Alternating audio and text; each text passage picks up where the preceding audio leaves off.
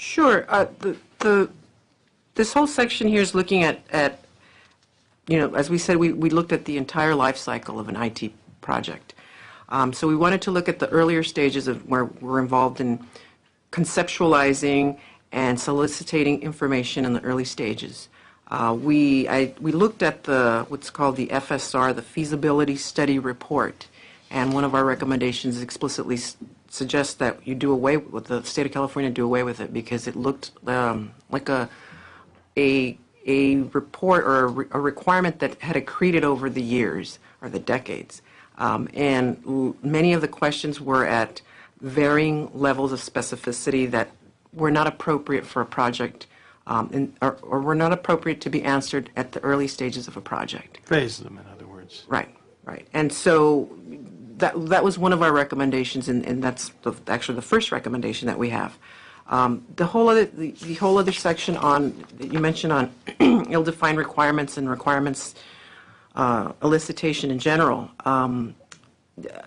I think what the task force was getting at there was looking at the tendency for large bureaucracies to try and codify their tried and true, perhaps not the most efficient ways of doing business. And so we suggested, or we recommend in that case, that the state of California seriously look at first documenting and validating their existing business requirements, and then engage in what we explicitly state here is business process reengineering to modernize those processes, so that a technology implementation project is oftentimes much more about re-engineering your process than it is applying technology to that process. As someone once said to me, if you're doing something poorly and you apply technology, you just do it fast. You do the poor thing faster. So this is these two recommendations, number 2 and 3, are trying to get at that in particular. And in fact, you have, as I recall from the report, you have a role for, I guess, what was then called the California Technology Agency, and now is our Department of Technology. You have a role for the technology arm of state government in that process. And what was that role that you contemplated? We didn't actually have a role for them in the business process reengineering piece of it. We didn't study sufficiently the various agencies or to understand what kind of capacity they had to implement a full-scale business process reengineering. So we recommended that the state engage external entities to help with that, and in some instances, and have what was then called CTA oversee that, and in some instances, if an agency had already been through a process of re-engineering their workflows, that they'd be exempted from going through that, because it's a very time-consuming and costly process. But the technology department, or the CTA at that time, the decision not to re-engineer had to be reviewed by the state technology agency and approved by that agency. So there was you intend for there to be some review of the agency or department's decision not to take a look at its processes and modernize them and make them more efficient when appropriate. You're right. Absolutely. Okay. Now, with respect to the re-engineering process, in your view, who does that? Does the department do that? Does an outside contractor do that? Does it depend on the nature of the system involved and the issues? Re-engineering, doing process re-engineering, is a very specific skill. That's something that certainly you can train your staff internally to engage in that, but that's usually done by external consultants, that a consulting firm or external vendors that you engage that are skilled in doing that. Accenture, that we spoke to, does that. IBM. I mean, just about every major vendor has an arm of that does business process reengineering, closely coupled with IT implementations. Do you suggest in these cases that the State Department or agency investigate other states' best practices in this area with respect to the processes that are utilized inside the agency or the department? The task force actually looked at some other states. We looked at the state of Massachusetts. My colleague here, Dugan, is from the state of Oregon. He was a CIO there. So we also had somebody from the state of Colorado. So we really did a pretty good scan of what current best practices were available at other states.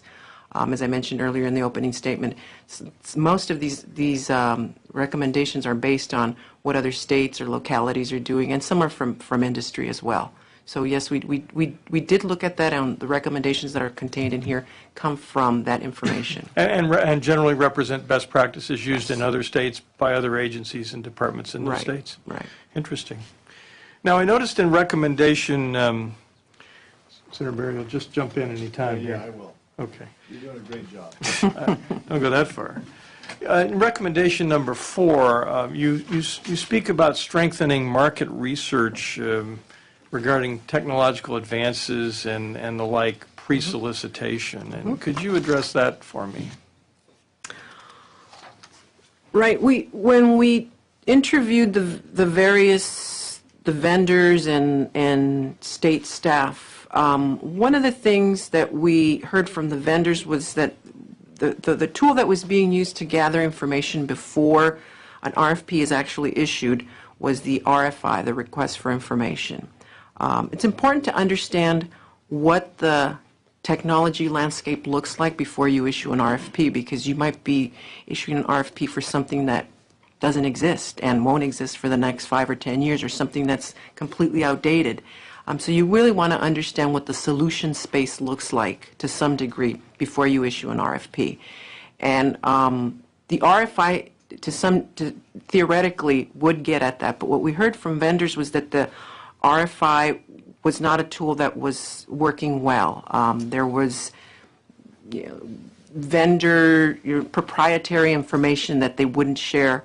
That RFI is a public document, and they would not want to share that information in that document. And so what we suggest, or we recommend here, is that beyond the RFI, we recommend that market research include things like one-on-one meetings with multiple vendors, so much more intimate engagement with vendors who live in that solution space beyond the RFI, so that when the agency does issue an RFP, it's a well-informed RFP that understands what the potential realistic solutions are. Would these one-on-one meetings with multiple vendors also allow the state agency or the procurement authority, I guess, to talk to vendors about prior experience, background, successes, and failures? Is that contemplated at this point, at this stage of the process, or is this stage primarily focused on making sure that what we're asking for exists? It's both, and actually we have another recommendation further on in the document that gets at prior experiences with vendors. Creating what we were calling a balanced scorecard to look at how vendors perform on their contract. But so to the first piece of it, yes, it is to try to get at what kind of possible technological solutions exist. Also looking at vendor relationships. Would this be a good partner for this particular agency?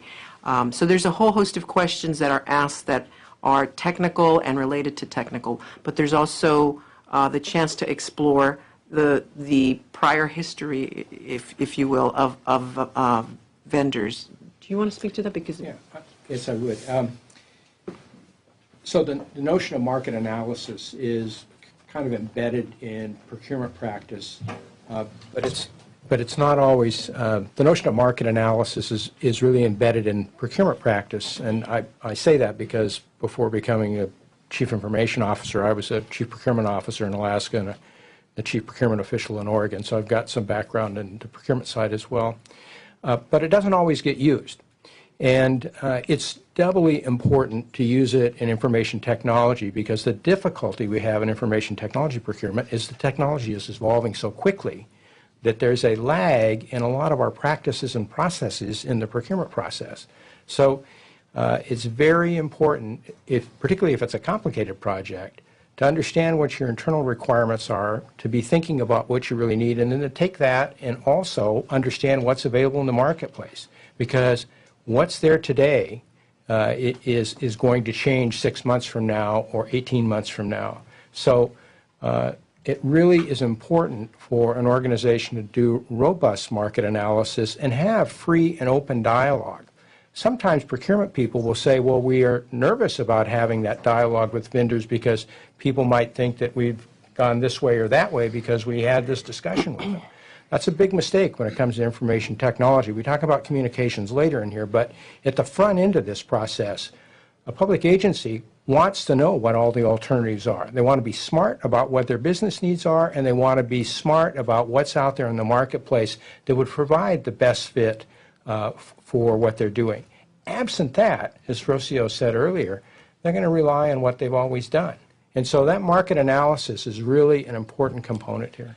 Well, in your task force study and review, did you discern that inside the state of California, procurement officials were generally reluctant to engage in this sort of market analysis with vendors pre-solicitation?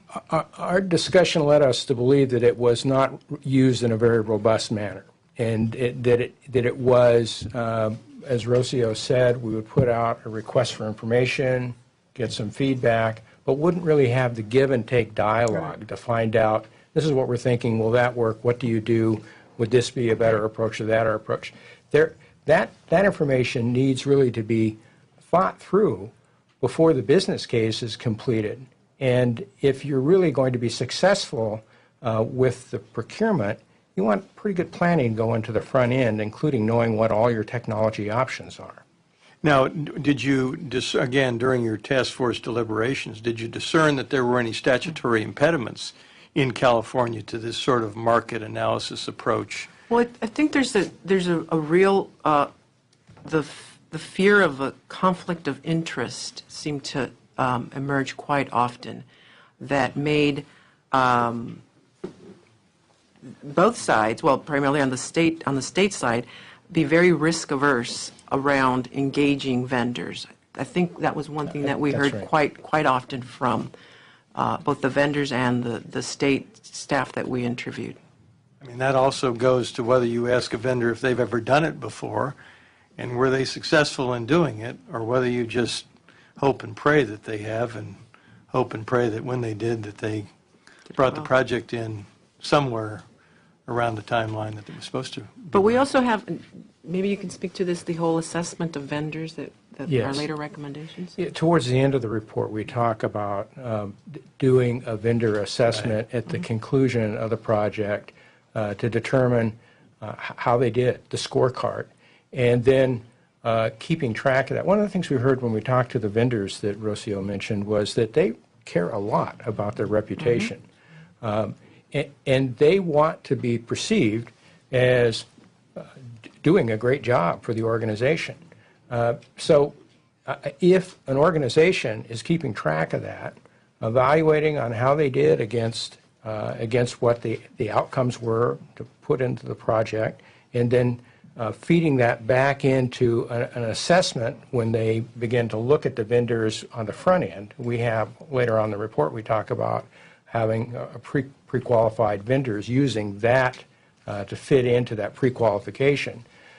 Then you've got kind of a continuous cycle where you're keeping track of performance, you're keeping track of items like, did they shift from the A team to another team? Did they promise that they were going to give you the A team in the proposal, but then later on they've given you vendors that weren't, or they've given you staff that were substituted? Keeping track of that kind of thing in an objective way can then be built into an evaluation when you're awarding to a vendor on the front end, when you're looking at that pre-qualification. I gather you didn't find that sort of system in place in California.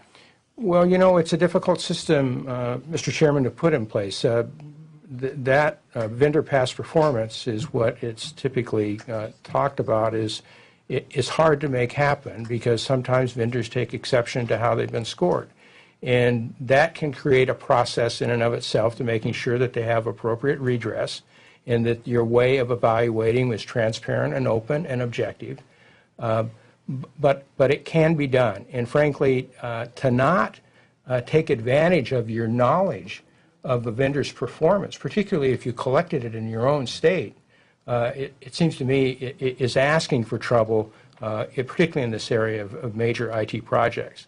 And in the absence of such a vendor database, I guess, you would assume that at least there would be due diligence at the front end of the contracting process to ask vendors questions and potentially ask customers questions. And typically that's the case. And in fact, in California, I'm sure that they have references and they contact the references, but oftentimes the references that you're given are going to be references that are going to give you a good report.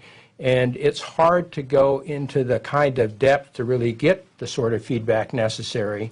And so the best way to do it is to collect it based upon your own experience. See.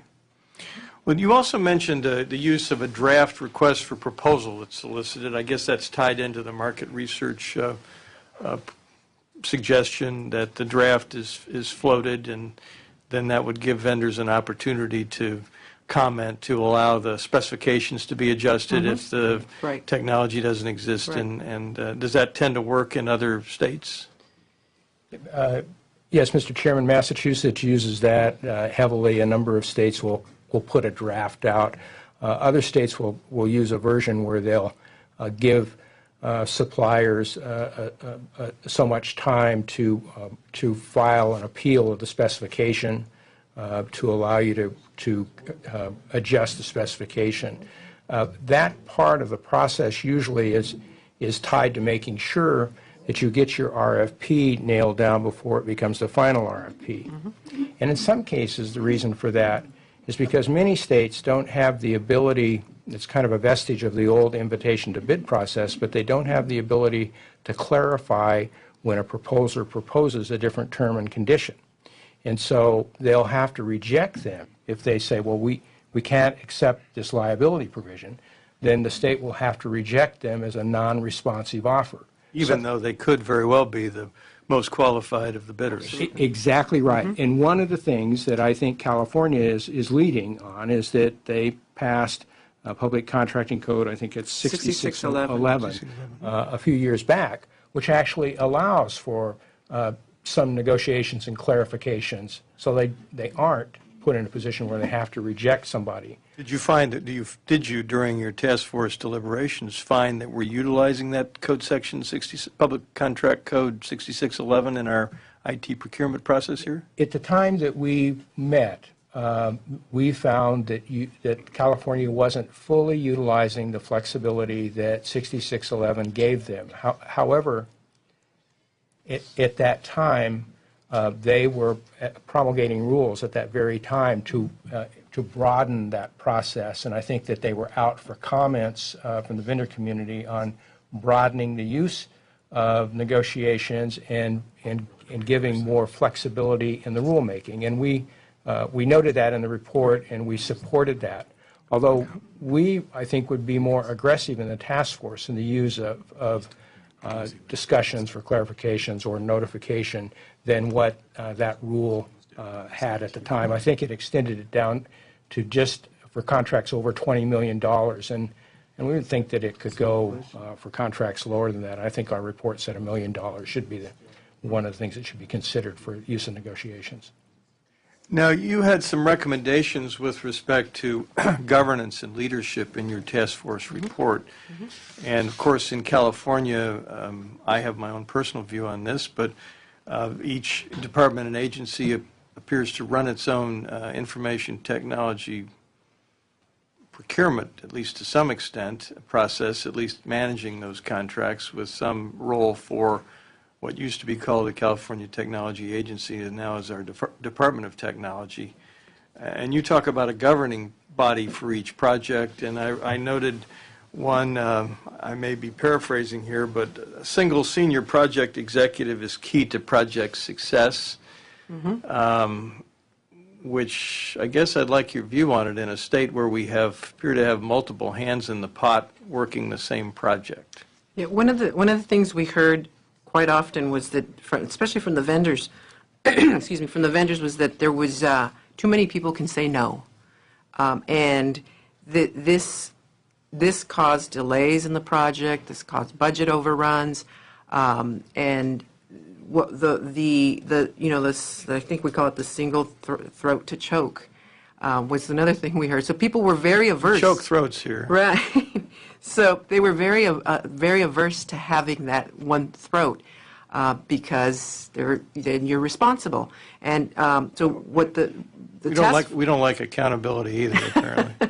Right, and that's what that recommendation was getting at in particular, that there needed to be one person that would be accountable to make decisions. We also recommend that there be clear decision rights established early on.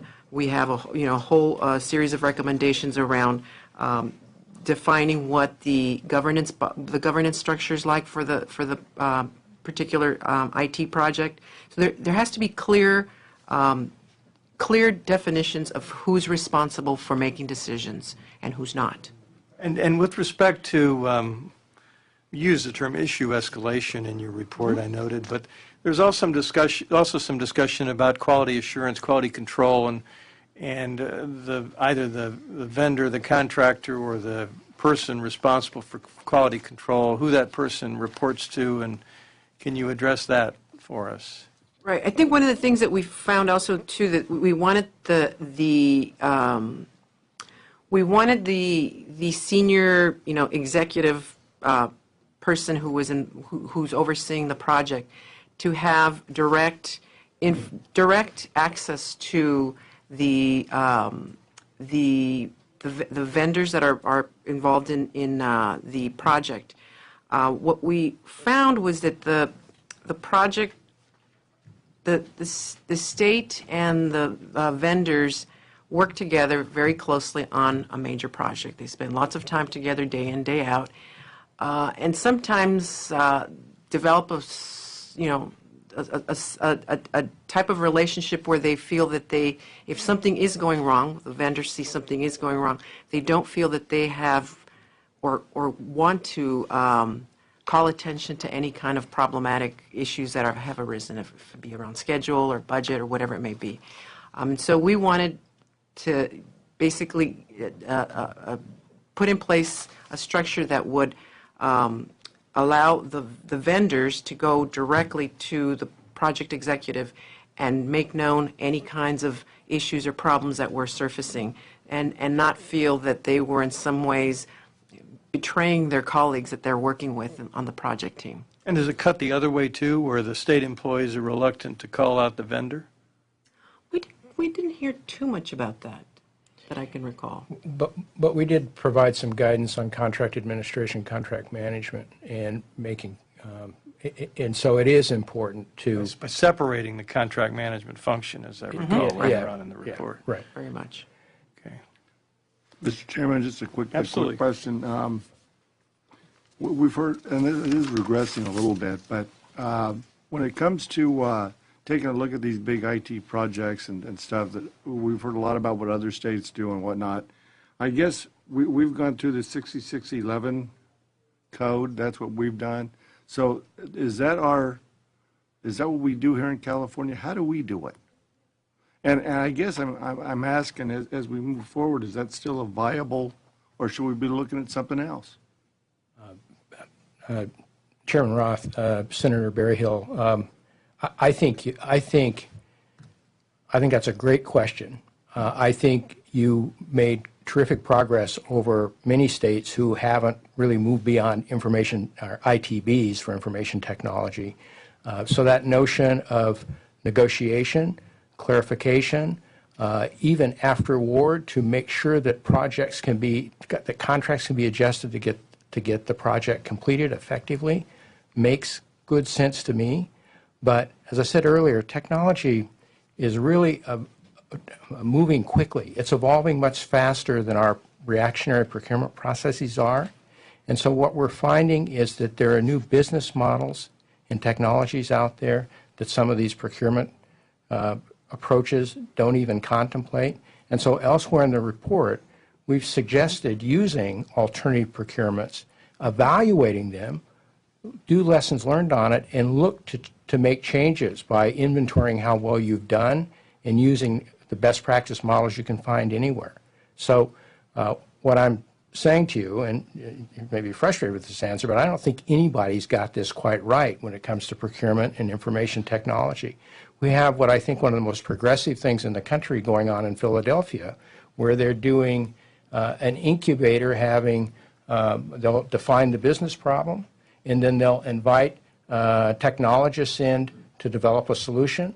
They'll pilot those solutions, kind of test them, and then if they seem to work right, they'll write a contract for it. But that's all new, and that's innovative work that's happening. But I think that's the kind of thing we're going to see in the future when we're looking at figuring out how we match up with some of the technology solutions that are out there today. Yeah, we're kind of damned if we do, damned if we don't in this state. It looks to me like, I mean, we are such a big state, a mini nation, if you will, baby nation, that even if you do all the stuff that we're talking about today, in all likelihood, by the time you get this stuff engaged, it's antiquated.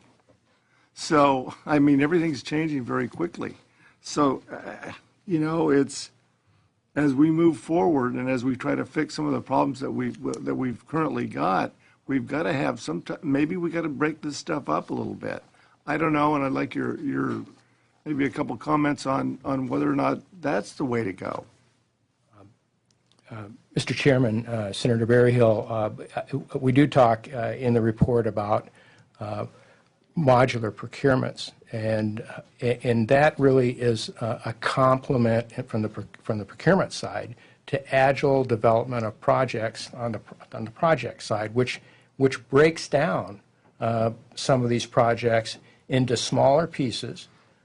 So you've mitigated the risk substantially, because if you have a failure, it's a smaller failure, and it in many ways drives innovation.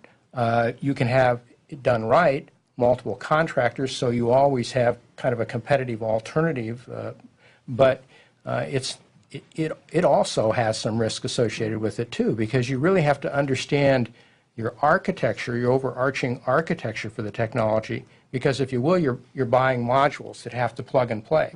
And if they don't plug and play right, you've got a problem with the system as well. So there are solutions out there that should be contemplated once you've kind of done the market research, understand what your requirements are. Then you should really take the scan of what's the best procurement methodology to acquire this. And we talk about developing an acquisition strategy. That ought to be keyed to what's out there in the market and what your needs are and what your requirements are to give you the best shot at getting the outcomes that the state needs. It almost seems to me what we're talking about here is not, government's not good at. What you're just explaining to me sounds like something that the private sector would do better, because they're more accountable. They can change quicker than we can in government. Mr. Chairman, Senator Berryhill, some of the pre-reading we did, we went through several Standish reports about IT project failures, and frankly, the failure rate on the government side it isn't so much different than what it is on the private sector side. It is much more public on the government side. So, government works hard, and these are difficult projects that have to be done with transparency and public accountability that are played out if they go wrong in the newspaper. Very few private projects operate under that kind of situation. So it creates, where it really is different, is it creates oftentimes a very risk-adverse culture inside a government. So they don't want to do these innovative things because the fear of failure becomes so great. But I'll tell you, one of the differences is in government and the private sector is that the private sector, you don't want to go to litigation. You want to fix these things. Government, it's not their money, and it's unless you're earning that money, you don't understand how hard it is to earn. And we have a tendency at the state level just to litigate stuff. I mean, I think we're going through that right now in the SAP and controllers problem. And I think that the state would be much better off if we could sit down and kind of work these differences out. We can always litigate. That's the one thing that we've got going for us here in California. We can always do that. But to be able to sit down and to have everybody vent their how they're going to, we haven't heard from SAP. We don't know how they're even going to fix it. We've heard that from the controller's office that they've had many discussions with them. Well, that's all well and good. We haven't. Yes. And so I would love to have the opportunity to sit down and with everybody, even behind closed doors, and just say, hey, what can we or can't we do? Mr. Chairman, Senator Berryhill, if I might reply, it always is difficult once you are in a lawsuit setting. But one of the, if you look ahead to our recommendation 21, we agree with the communication. In fact, one of the things that we said in this report is that the procurement authority, and at the time the procurement authority hadn't shifted to the California Technology Authority yet, but we said that they should review from cradle to grave the procurement process to build as much communication into that process as possible. Because what happens oftentimes in the procurement process is sometimes agencies don't communicate, suppliers don't get answers, they invent answers because they have to have some answer to move forward on. And if you have a major information technology project, millions of dollars on the table, you want a good partnership between your state organization and the vendor. You want them working together towards success. And you don't have a good partnership, just like you don't have a good marriage, if you don't have communication. And it starts at the end and it goes all the way through the project. And so one of the things that we think would make a great deal of sense is to take a look at the procurement statutes and the procurement rules and ask where you can build in that kind of dialogue and communication, because that'll lead to better outcomes in our judgment. Well, again, I know this has been a lengthy hearing, but thanks for your time today. I do appreciate it. Let me turn to staffing, because as I mentioned earlier, it's been one of my concerns, personal concerns, about the way we staff our technology projects, and whether, and not being a technology person, I'm a fish out of water when it comes to most of this stuff, but we tend to utilize people inside that are embedded inside departments and agencies as IT specialists who are sort of running these projects. And so every agency that has a different IT project has different people. We're not using the same people across the board to work on projects in various agencies for continuity purposes. So in looking at your report, I noticed there was a comment, lack of experience is magnified in small agencies that may never have conducted an IT project or do so rarely. Another comment I noted from your report also recognizes the value of a more central approach to develop a core strength in complex IT procurement management in order to capitalize on economies of scale, boost institutional knowledge, and lend support to smaller, inexperienced agencies. That caused me, when I read this, to think, well, would it be better for us to centralize our information technology personnel, both in terms of designing specifications and projects and handling procurement, in one agency, as a question? And in your review of other states' best practices, how do other states handle that? Is that a fair question, Well, Doctor? I'll let my colleague here speak to the how other states handle it. I'll explain why, in particular, we thought this was very important to centralize this kind of, these kinds of skills and capacity. These projects are major projects. They're multi-million-dollar projects. An agency takes that on once every couple of decades, maybe once every decade, and that's a short turnaround. You have staff there that will live through that implementation. They'll acquire all sorts of skills in implementing a system of this magnitude. Next time that agency goes through that process, those staff are probably retired, and that skill set is gone. And these are not skills that you acquire, in sort of doing your day job, and then you do these sort of, on the side. This is something where you have to really train people to understand how to do this kind of requirements elicitation, how to do, there's a whole host of skills that are needed to be able to implement an IT system, whether it be on the technical side or the process side. And what we found was that agencies were trying to find their best and brightest and deploy them on these projects. Those skills, the skills that the best and brightest have in the finance area or accounting or whatever they're doing, aren't necessarily going to translate to an IT implementation. And so we really focused on trying to get that kind of capacity developed centrally and then farmed out to agencies as needed. We looked at the OSI model, which we thought was very good, and suggested that model be extended and placed somewhere central. The sort of natural place for that to be was in the Department of Technology, which was then CTA. It seemed like that would be the sort of the natural home for it. And so that was the thinking behind this recommendation. And I'll let you speak to